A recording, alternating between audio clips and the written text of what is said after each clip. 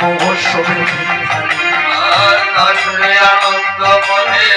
মহোৎসবে বিদায় বলে কিছু সচির নন্দ আর পরে কিছু সচির নন্দ শুনিয়া আনন্দে আসি সীতা ঠাকুর আর শুনে আনন্দে হাসি আনন্দে আসি সীতা ঠাকুর আর শুনে আনন্দে হাসি বলে